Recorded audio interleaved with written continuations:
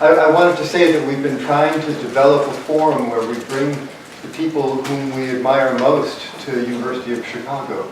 And that we do it in a way that crosses over the regions of East Asia and crosses over the disciplines. And it's done through a system of faculty who nominate people whom they would most like to see come to the University of Chicago on the three committees at the center, the Japan Committee, the China Committee, and the Korea Committee. And then we have the executive committee put together a formal program and we invite everyone. And we're quite honored with the people who we've invited and who accepted our invitation this year. With that, the real honors of introducing Professor Jiro go to Dr. Takuya Tsuyoda, who will go ahead and introduce our speaker for tomorrow.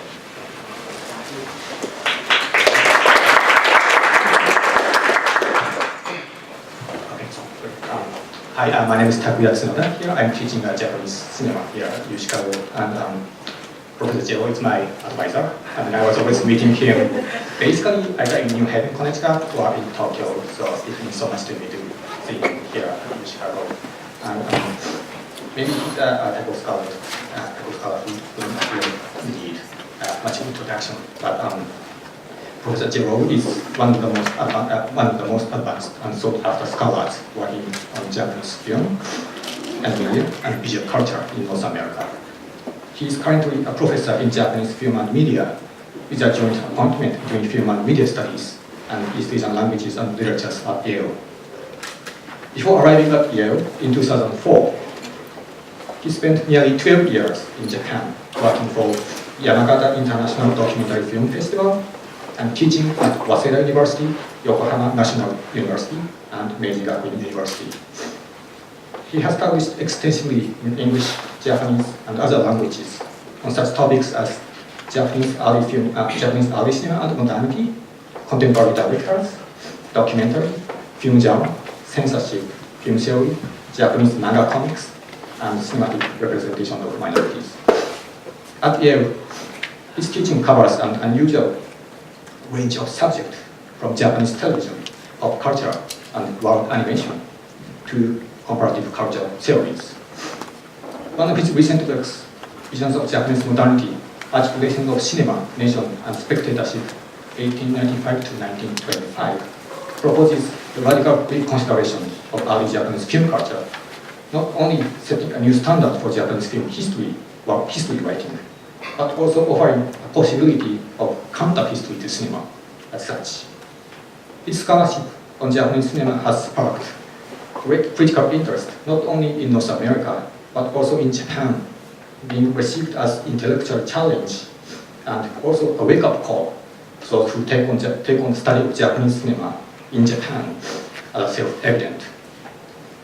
In other words, his works not only offer rigorous research history of Japanese cinema, but also provide complex and reflexive history of Japanese film studies itself. To rephrase, its scholarship questions both what Japanese cinema is and what it is to study Japanese cinema. Similarly, its current project on Japanese film theory easily traverses multiple disciplinary and epistemological communities. Now, especially for graduate students and PhD candidates here in this room, you might get the impression that to work with and to work under someone like Professor Jiro is extremely rewarding, but also a sort of nightmare. Yes, it's true that we signed up to this almost impossible endeavor to impress him. And we often fail, but we always keep challenging.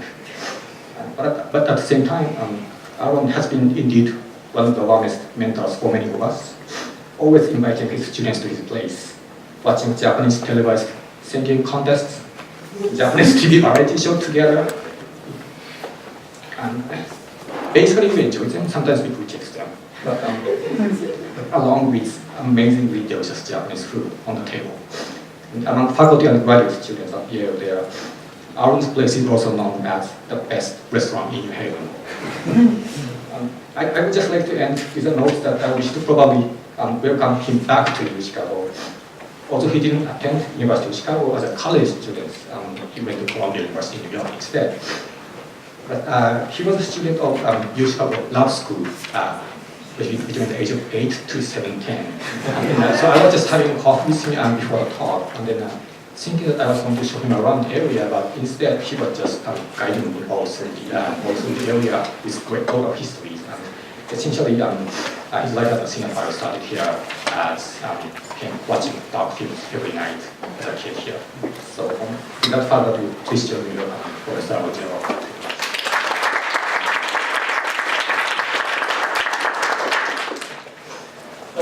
Thank you very much, Takuya. I'm getting to that age where my students are starting to find jobs here and there, and I'm starting to feel like an old parent, so happy when your little babies who have left the nest have done well for themselves. So I'm very proud of Takuya, and I'm really glad to all of you, and in a very Japanese way, would of course ask you, please treat him well. But it is a great pleasure to be back at Chicago. First, as Takuya mentioned, I lived here for a long time. I remember nights studying in this library, even when I was in high school. I never imagined then that I would come here to actually give a talk. But there are also so many friends that I have here in Chicago. It's great to see so many of them here today. So I want to thank all of you, especially the Center for East Asian Studies, and all the faculty here, and all the students for coming out and supporting my visit here today. As Takuya mentioned, today's talk is part of a larger project, trying to work through the history of Japanese film theory. So I've done a series of these talks, one on a particular each one on a particular theorist. And today I'm going to be talking about Terada Torehiko. So I'll actually be talking about two things today. One is I'll be talking about Terada, who's actually a fairly unique and interesting figure because in reality he was a physicist. And that's what his job was. But in the last years of his life, he wrote a lot about cinema. And so I want to talk about that kind of very unique relationship. So I want to talk about his unique place. But I'd also like to place him within a larger problem of what does it mean to do film theory in Japan, and what does it mean for us to talk about film theory in Japan. So the first half of the paper is going to talk about that latter issue, and then I'll move into a discussion of Terada. So, just a second here. Now, especially for those of you in film studies, the canonical histories of film theory have overwhelmingly centered on Europe and America. Anthologies such as Marshall Cohen and Leo Braudy's Film Theory and Criticism, or historical guides such as Dudley Andrews' Major Film Theories, have devoted the vast majority of their pages to European or North American theorists. Peripheral locations such as Japan, which has had a vibrant and prolific culture of film theory and criticism for over a century, are virtually ignored.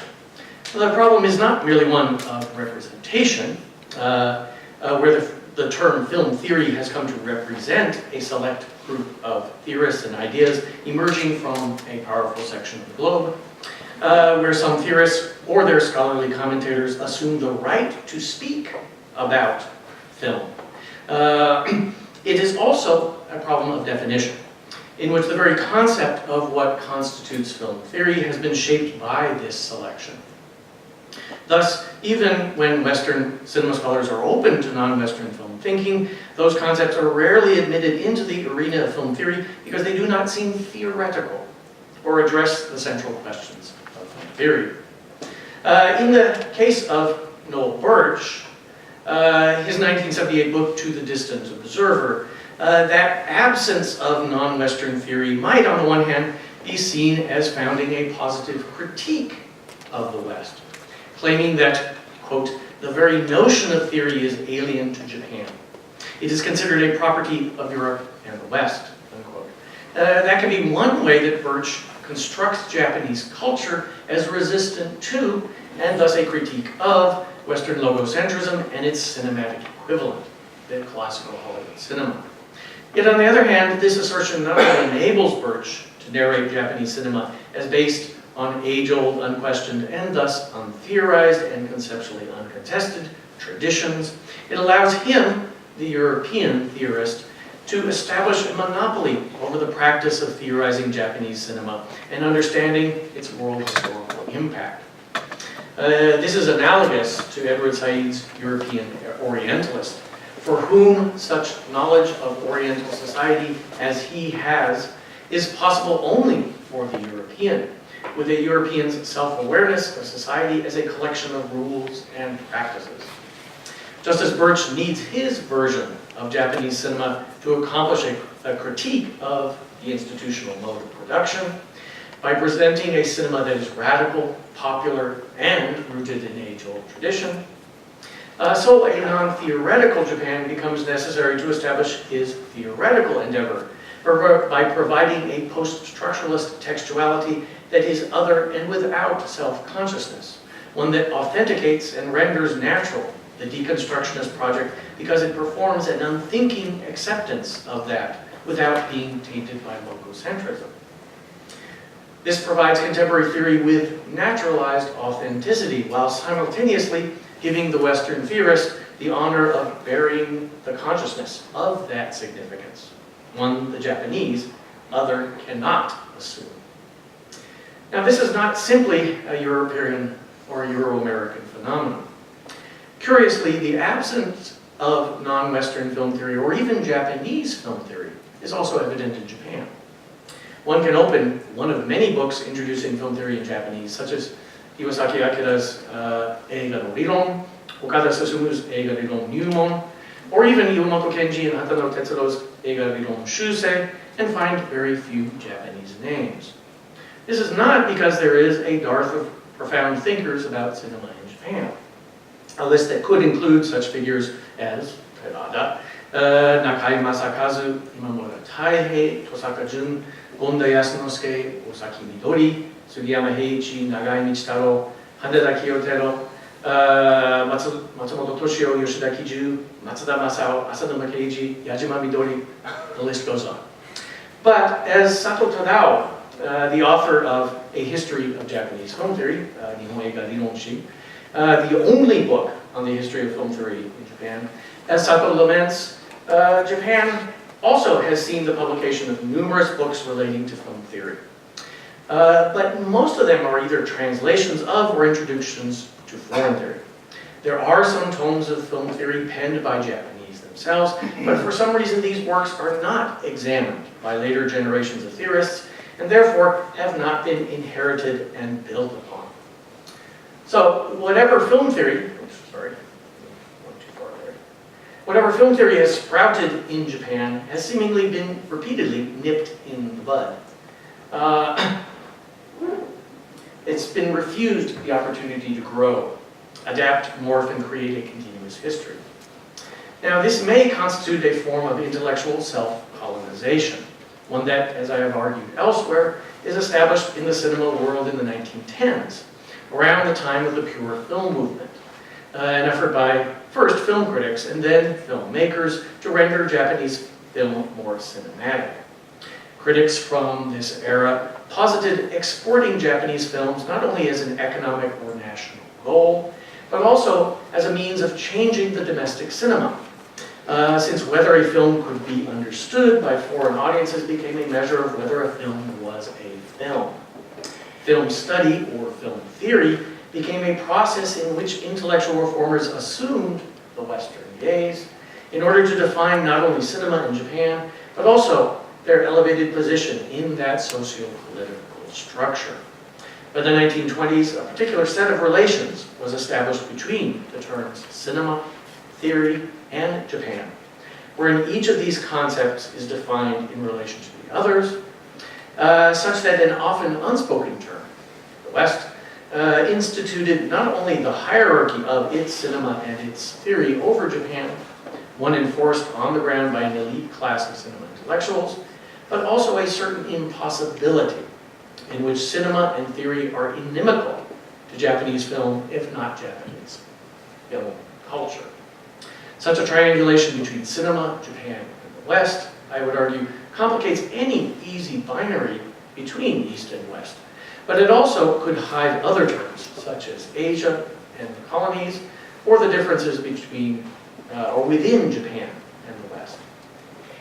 Domestic theory experienced a complex, if not tortured, history. One that resonated with the contradictions of Japanese modernity and the paradoxical class dynamics of leftist intellectuals. Again, there was no shortage of impressive thinkers, but the question was whether what they were doing was film theory. Sato Tadao, for instance, doubts whether any of this was really film theory. In the introduction to his book on film theory, he declares, "To the extent possible, I wish to examine only those written works concerning film theory. In Japan, unfortunately, very few individuals can be called film theorists. Imamura Taihei is about the only person who has consistently worked as a film theorist, writing several theoretical books on film." Now, Sato's definition is too strict. If we were to follow it, most of the great names in classical film theory, from Sergei Eisenstein to Siegfried Krakauer, from Hugo Munsterberg to Rudolf Arnheim, all of whom had pursuits other than film theory, would not be called film theorists. But Sato is not alone in feeling that the history of Japanese film theory is absent of film theorists. Not only do historians seem to forget film theory in Japan, the theory that is remembered is not even considered theory. This may partially be a problem of the object theory and its definition. Notably, Andrew, I have at least one picture of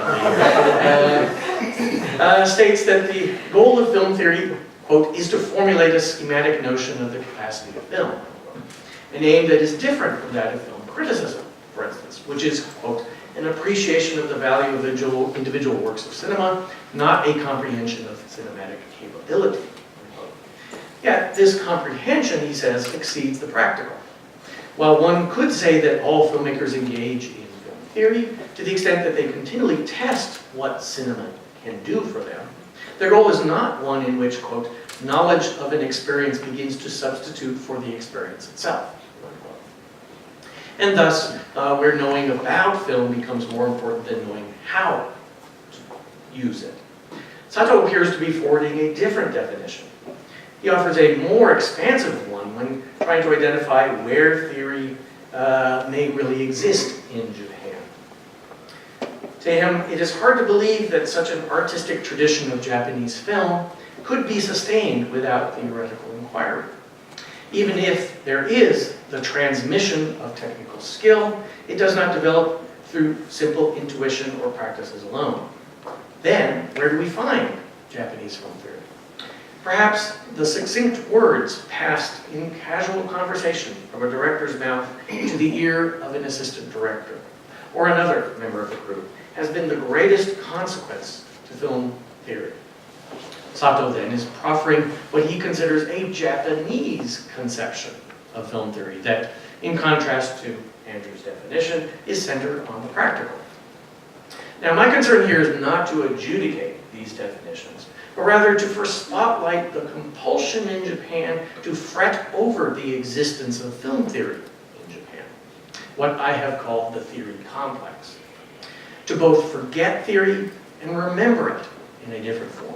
To insist Japan has no film theory, but still, quote, to formulate a schematic notion of the capacity of film, unquote. It is this problem that haunts and in many ways shapes not only how the history of Japanese film theory is narrated, but also how such theories were pursued. This problem, for instance, renders it difficult for a historian of Japanese film theory to justify its studies simply through asserting that Japan possesses a splendid history of film theorization, one equal to or surpassing that of the West. That may be true. And the hope that I certainly have is that renewing research on the history of Japanese film theory will convince many of its intellectual breadth and depth.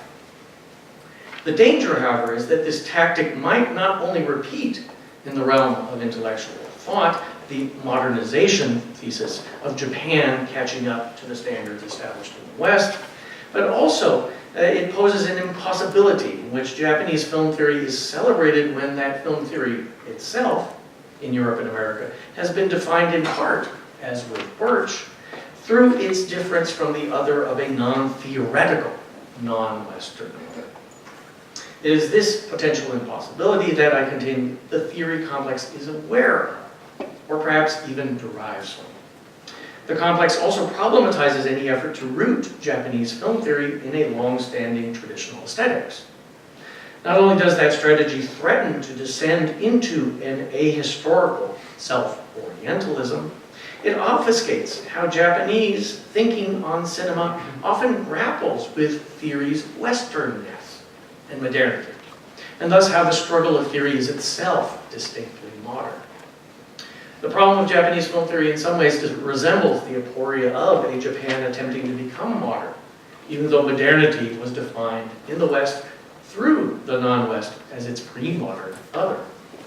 Yet we should note that the supposed Westernness of film theory in Japan, as well as the modernity of the medium, was less a given, simply imposed from abroad or inherent in the object, than an aspect constructed historically, well after cinema's entry into Japan, for very special reasons, many of which were local and concerned issues of class, modernity, and nation, such as the rise of the urban masses, divisions between city and country, the development of the family state, and Japanese imperial intentions in Asia. The theory complex was as much a historically contingent problem as a symptom of non-Western modernity. This also, I think, cautions the researcher against exclusively focusing on what seems to be familiar in Japanese film theory. It is tempting to justify the study of Japanese film thought by seeing in it versions of one's own cinema theory. For instance, finding Onda Yasunosuke to be an early form of British cultural studies. Celebrating Sugiyama Heiichi for expounding the French theorist André Bazin's critique of montage a decade before Bazin did. Or seeing in Nagai Michitaro's theorization of time in cinema an encounter with Henri Bergson that predates, by many decades, Gilles Deleuze. Finding what one recognizes in it, however, renders Japanese film theory important only to the degree that it becomes one's reflection. In the West, or in the present, confirming one's existence. What does not reflect what is familiar is forgotten, and what does is refracted to conform to our likeness, making Japanese thought work for us, not for itself.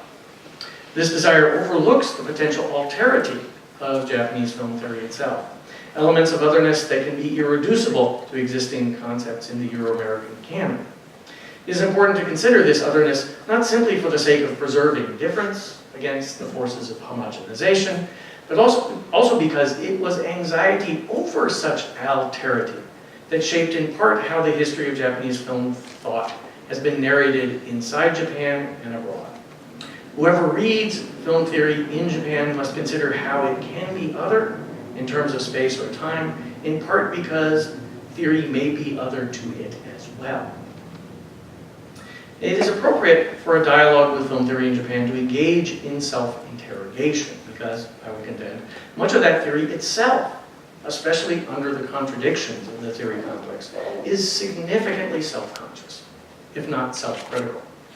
An approach to the history of Japanese film theory then, beyond respecting its alterity and remaining self-conscious of one's own perspectives, should consider at least partially how it performs theory at the same time that it is critical of the possibilities of theory itself. Japanese thinkers such as Gonda, Sugiyama, Nagai, Yoshida, or Hasumi Shigehiko often engage, consciously or unconsciously, in meta-level questions of what film theory means in their particular historical context, exhibiting a sort of double consciousness, similar to Dubois's sense, in which they do theory at the same time they are conscious of what it might mean to perform theory, which often includes a certain kind of consciousness of a sort of neo-colonial foreign gaze. They can engage in high-level thinking about cinema, but critique it as theory or refuse to call it theory. They can perform under the banner of theory, but do operations that deviate from the canonical form. Such interrogations of theory often go hand in hand with questioning terms such as cinema or Japan, querying the relationship of film to the nation, Japan to the world, intellectuals to their object of study, the educated classes to the masses, the word to the image, and film and its study to academia. Film theory can thus constitute a form of cultural or political praxis in the historical field. And so a history of that practice must interrogate its own assumptions about film theory, Japan, and cinema. And let me just take a drink here and move into the second part of the paper. Now, let's move on to Terada Torihiko. Now, Terada, I think, becomes a really interesting figure in this project because he is arguably the only pre-war film thinker who seemingly was oblivious to the theory complex. Flaunting his position outside the Japanese film critical world, he asserted his cosmopolitan credentials by becoming the first Japanese to publish a film theoretical piece in English in a Western academic journal. Seemingly far from suffering the contradictions of the non-Western film theorist, attempting to theorize when theory supposedly belonged to the West, Terada openly called for a Japanese film theory, one based in older aesthetic traditions as a means of founding a global Japanese cinema. He even asserted his own authority by telling his readers that he thought some of what Sergei Eisenstein theorized before he even knew of the Soviet director's existence, and that he thought it through better. This declaration of national film theory is one response to the theory complex and the larger geopolitics of film thinking. One that certainly can be interrogated against the background of Japanese militarization and colonial aspirations in the 1930s. The contradictions in Terada's thought can reflect these ideological fissures, as I will show. However, I would also like to ask whether they might also not represent some other dimension. And that word dimension, as you will see, is a word very important to the physicist Terada, in which Terada is quite conscious, in fact, of the theory complex, and uses cinema to imagine alternative ways of thinking, albeit, again, in somewhat problematic fashion. Now, Terada, and here he is on the stamp, was born in 1878 and studied physics at the University of Tokyo, eventually becoming a full professor of physics at that, what is Japan's most elite university. His research as a physicist was varied, covering sound waves, X-ray diffraction, the physics of ocean waves, and even seismology. He was a world traveler, studying at the University of Berlin, spending time in France, the UK, and even the United States, and publishing quite a lot of research in English. To most Japanese, however, Terada is known less as a scientist than as a writer, particularly an essayist. Quite famously, he was a student of Natsume Soseki's, learning not just English, but also poetry from Japan's most significant modern novelist. Terada's scientific endeavors were thus paralleled by his literary pursuits, as he became an exemplary practitioner of the genre of what in Japanese is called the zuitsu, kind of prose narration of an author's thoughts or feelings about an experience or subject. Now, Terada died in 1935 at the age of 57, but interestingly, it was cinema that served as one of his major concerns in the last 5 years of his life. Now, he actually did not see that many films. He reports having seen a Japanese swordplay film during the silent era that was narrated by a Benshi, and he was so repulsed by it that for much of the silent era, he did not actually go to see the movies. But it was eventually research that brought him back to the theater, as he went to a few mostly documentary films in 1928 to view their presentation of topics that are related to his research. But, as he himself reports, a few films turned into more and more, and soon he was a film fan. Now, Terada's film writing has mostly been discussed in terms of his association of film, first, with reality, and second, with Japanese traditional arts, such as Haikai Renku poetry and Emaki picture scrolls. Few, however, have really attempted to understand how all these approaches intersect. Now, to begin with the former, now many have focused on a 1933 essay he wrote entitled News, Films, and Newspaper Articles. Terada was an admirer of newsreels, and in this piece countered the conventional wisdom that newsreel footage merely supplements or illustrates an account written in words, by comparing how such films and newspapers would cover the same event. In the case of the unveiling of a public statue, for instance, a news article would follow a conventional pattern, describing in abstract who was where, what they did, and when. Film might be faulted for not capturing the whole ceremony, but to Terada, the phenomenon within the limits of the field of vision of the camera, from the necessary to the accidental, in the smallest detail and in their entirety, are recorded and represented without constriction or expansion. For instance, small-scale events, such as a scene of a tuft of white hair, an old gentleman reading the ceremonial address, standing on end in the wind. These are all recorded, each and every one in great detail. Now, this might sound like the proverbial one picture is worth 1,000 words, but Terada is interested in this on the level of perception. Not only are such events beyond the control of the cameraman or any director, but they also particularize the event, presenting it as an individual instance against the abstract and conventional universality of the newspaper narration. To him, the lens and the celluloid are material, possessing no preconceived notions or capacity to abstract, in a sense, stupidly honest.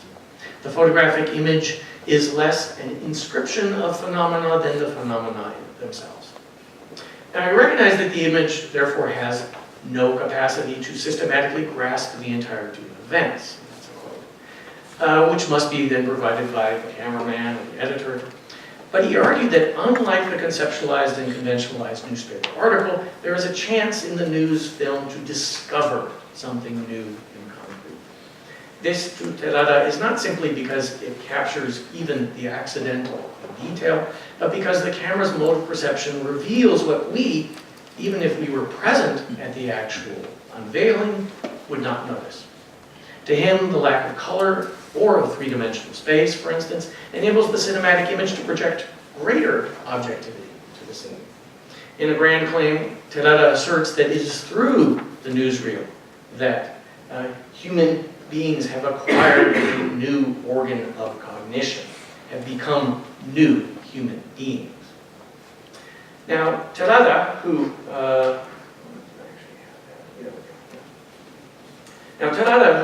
read quite profusely, even in film theory, is touching on many concepts in the history of film and art. Film is here a cinema of discovery, perhaps in the sense of André Bazin's realism. Also, I have to have this great image of Bazin and his cat, or that resembles Dudley Andrews' own description of what cinema is. That discovery, however, echoing Russian formalism, involved the disruption of conventional modes of perception and representation, seeing anew what has, in effect, ceased to be seen. The fact that it is the camera and photography that enables this revelation possibly aligns Terada with Dziga Vertov's Kino Eye, or the machine art of Itagaki Takao. The vision of a new, mechanically based human being even brings us nearer to the realm of futurism. It may be going too far, but Terada's celebration of an image that exceeds our ability to describe it in words can even resemble Roland Barthes' third meaning, especially since Barthes, like ultimately Terada, ties the filmic to haiku. Many, however, have criticized this piece, this article, for being overly utopian, unsystematic, or even naive. Marcus Norris, another great photo here, and Naoki Yamamoto note the anachronism of Terada celebrating a cinematic image free of convention at a point when Japanese documentary was actually exhibited in its march towards war, a, quote, hardening of style, in Norris's words, centered on the processes of editing that Terada seemingly shuns to the side. Sato Tadao blames Terada for not only failing to consider how newsreels, especially during the wartime, themselves can become conventional, but also for not really fully considering the problem of spectatorship. Terada is thus criticized for forwarding a naive realism, for ignoring the formal and ideological devices by which the cinematic medium warps reality. Sorry. Tanada, however, more often than not highlighted how cinema is not a reproduction of reality. In many instances, he echoes Rudolf Arnheim in not only listing the differences between reality and what we view on screen, but also emphasizing that gap as the basis for film art. This can seem one of many inconsistencies that Nornes and others have noticed in his writings on film. However, instead of filing this away as a mere contradiction by an amateur film theorist, perhaps we can consider such inconsistencies as consistent in another dimension. Now, one of the first manifestations of this physicist's approach to cinema was Terada's emphasis in essays like film art on film production as essentially scientific, industrial, experimental, and analytical. Film requires industrial means in terms of both machinery and capital, while filmmakers need, he thinks, analytical skills from the script to the editing stage. This could mean that to Terada, like with Imamura Taihei, actually, I wanted to show you this. For those of you who are fans of Teito Monogatari, the Aramata Hiroshi sci-fi novel, Terada is actually a character. This is from the film version of that. Sorry, I forgot to bring that up. But anyway, getting back to Imamura Taihei. Terada, like Imamura Taihei, can end up seeing cinema as involving an epistemological relationship with reality in how images are selected and linked. Yet, just as he could celebrate the concrete, the particular, and the accidental in a newsreel image, he could not reduce cinema to becoming merely a manifestation of abstract science. Certainly he praised scientific films and was an advocate of educational films, but cinema for Terada seemed to reside in another dimension, one that ran between the raw material of the shot and the analytical result of industrial filmmaking. Recall that he considered that the flat black and white image appeared more objective, capable of making us see the world anew. The word he used there was, in that case, fuyo, or to bestow upon. The cinematic image then less reveals the world than bestows or projects upon it a novel reality in which its objecthood has been supplemented. The spectator plays a crucial role in this. In his essay, Film Art, Terada considers technological innovations in cinema from sound and color to 3D. While sharing some of Arnheim's aesthetics, which defined art as based on a kind of divorce from reality, Terada did not emulate Arnheim's aversion to sound film. Sound he actually celebrated, but not color. To him, adding sound to visual cinema gives rise to another, essentially different dimension, again that word dimension, while the addition of color only supplements the visual quality. Because of that, no matter how much the scientific technology for the reproduction of color develops, I cannot think that will cause the fundamental revolution that sound film created. Terada used a similar argument to reject 3D films. To him, the phenomena of stage and dance are themselves part of three-dimensional space. But because the spectator's position is fixed, the visual image, in fact, appears as simply a projected two-dimensional image. Against that, film produces a paradoxical effect. The light on the screen is surely flat and in 2 dimensions, but because the camera eye is moving in 3 dimensions, the eye of the spectator becomes capable of truly observing phenomena in 3-dimensional space by acquiring the camera eye. To Terada, 3D film ironically failed to add a dimension to the cinema.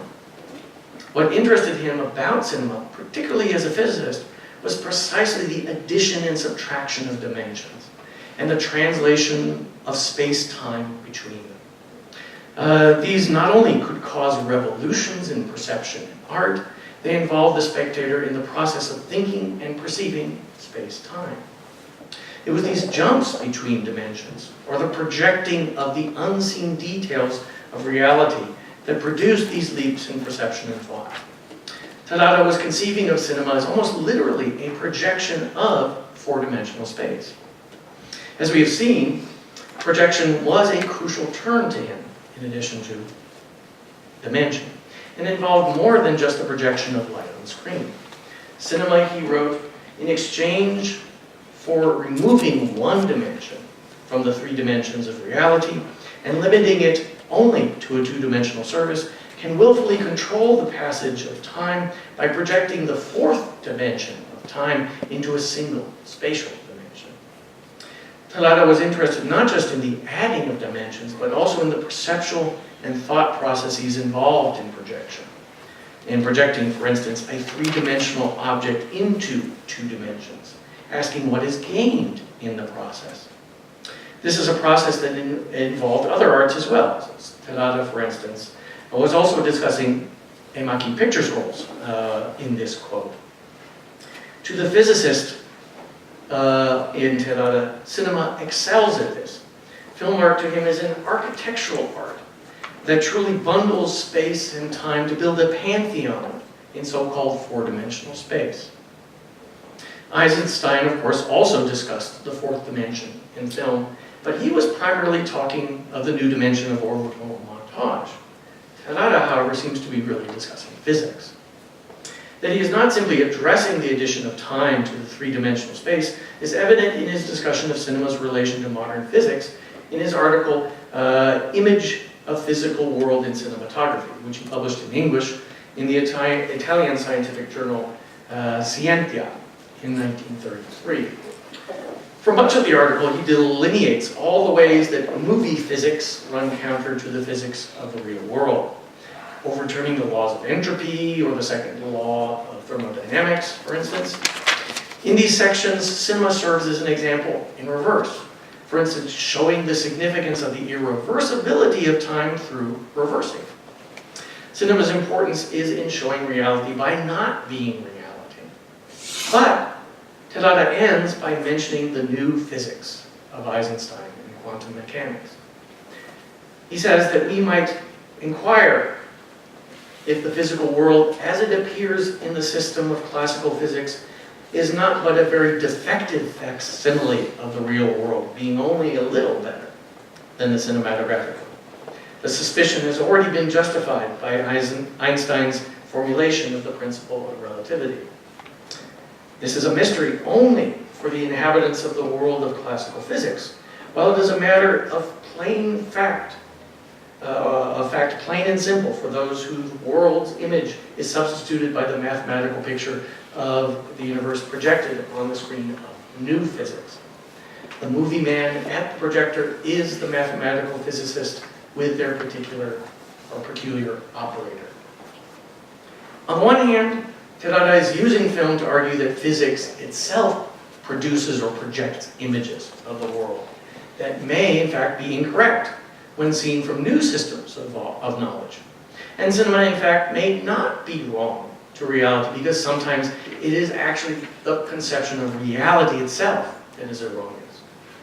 On the other hand, Terada is suggesting that physics itself is cinematographic, projecting multiple and complex dimensions into fields and surfaces in ways that transform our understanding of the world.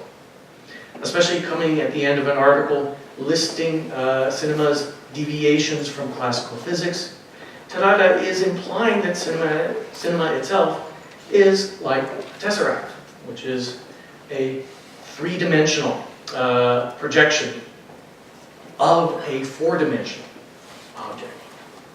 While it may not necessarily be a projection of the new world of relativity and quantum physics, it is a projection of a multi-dimensional world that, to Terada, makes us revolutionize our perception and actively conceive of added dimensions beyond our own.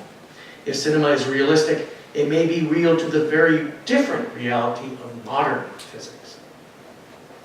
So, what then of Haikai Renku, the other major field to which Terada connected the cinema? His discussion of film, reality, and physics aims for the universal, with his act of publishing his ideas in English in Europe, adding a cosmopolitan dimension to his film period. How does the particular nation enter the picture? Now, Tadada's linking of film and Renku can first be understood in light of Sergei Eisenstein's own efforts to find montage in haiku. Tadada claimed that he made the connection between cinema and Japanese poetry before even reading Eisenstein, and even criticized Eisenstein for knowing nothing of Renku, a longer form of traditional linked verse that he claimed exhibits many more parallels with cinema than haiku. There is an element of montage in his conception of Renku, as he sees the addition of each line in this linked verse, producing a new shift of image or rhythm that creates a kind of motion.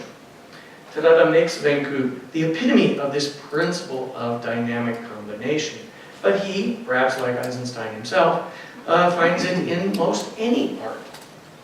Tadada is perhaps more open to forms of montage than Eisenstein is, and that founds his interest in a wide variety of films, from musicals to abstract animation.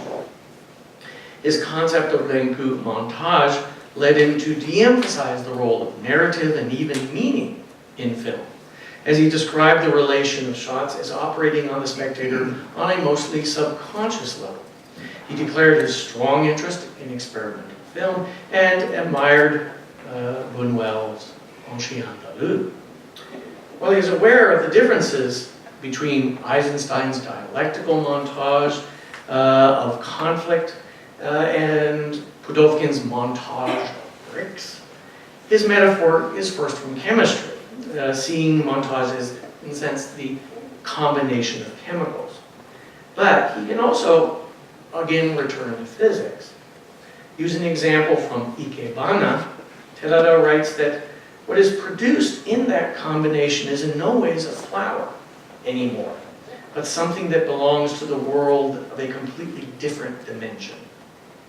Renku, or any other similar form of montage in art, is analogous to adding sound to a silent image, or projecting 3 dimensions on 2. It is a jump between dimensions that produces new and dynamic images. Haikai Renku is then not itself a principle exclusive to Japan. Tadada does begin film art by stating that the theory of film art that I have seen in Japan seems often to be work divorced from the Japanese. Few of the theoretical studies of cinema have looked at film through Japanese history or national character. And therefore, he's stating that his goal is to research that, to actually start establishing a Japanese film theory. In fact, his biographer, Ota Bunpei, declared that the Scientia article itself was not only a memorable event in the history of our cinema, but also valuable in the sense that it realized first, on the level of film theory and its superior content, Torahiko's hope and desire towards film to create a global Japanese cinema. His writings then might have been an attempt to make theory more Japanese. Tadada, however, was not engaged in a theory of Japanese cinema. Haikai could become an adjective for him in his film criticism, a primary standard for evaluating a film, effectively saying that a film wasn't haikai enough. But the films that were haikai-ish, or that served as examples in his theory, were invariably foreign films, especially those from France and the Soviet Union. Tadada was brutally critical of Japanese film, and often in contradictory ways. He could complain that, at least among those that I have seen, there are barely any filmmakers or critics in our country who are interested in Japan's unique culture and produce films or write criticism on the basis of that.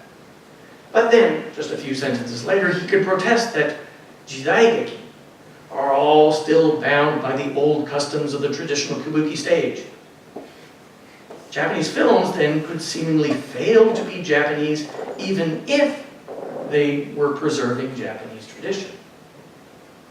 Tadada was repeating, in some ways, what I've described in the pure film movement, an effort to construct a truly Japanese cinema, but in a way such that its Japaneseness was expressed in a form recognizable to the foreign gaze. In this case, a modern and global gaze. With his concept of Japanese global film, and it's a rather peculiar Japanese there, his nationalism aimed to be cosmopolitan. Becoming Japanese was then, on the one hand, a way of adding a global dimension to Japanese film and film theory, one that was projected on and embodied in the local dimension. At the same time, it was also a projection abroad, as Terada projects Japan onto foreign cinema in order that it can establish and recognize itself. That can be a colonial or imperial move, with projection becoming a projection of power.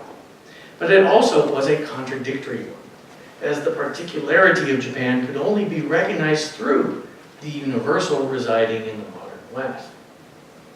Terada Torihiko thus embodies the double bind of the Japanese film theoretician. How can one produce film theory that counters the imperial dimensions of Euro-American theory and asserts difference without redefining that difference in the nation or in a performance of Oriental otherness?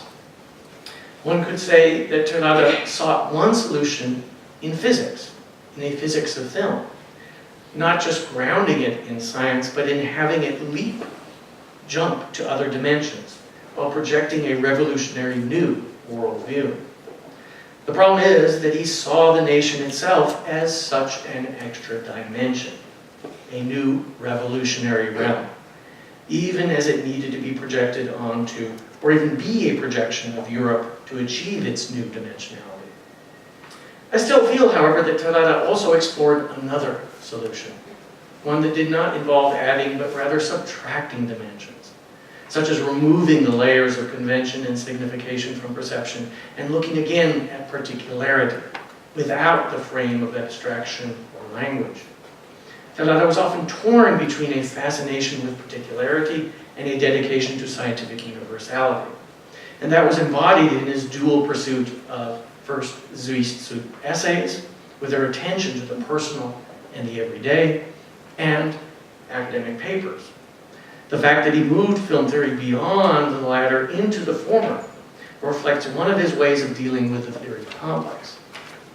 Ota, it should be noted, even argues that Zuisutsu was not just the vessel of Terada's film theory, but its embodiment. His effort to render his particular, concrete, even material physics of film equal to that of the West, however, even publishing it abroad, could not escape falling into the universal form of imperial nationalism. In a theory of film inspired by the theory of relativity, Terada failed to relativize the nation itself. Thank you.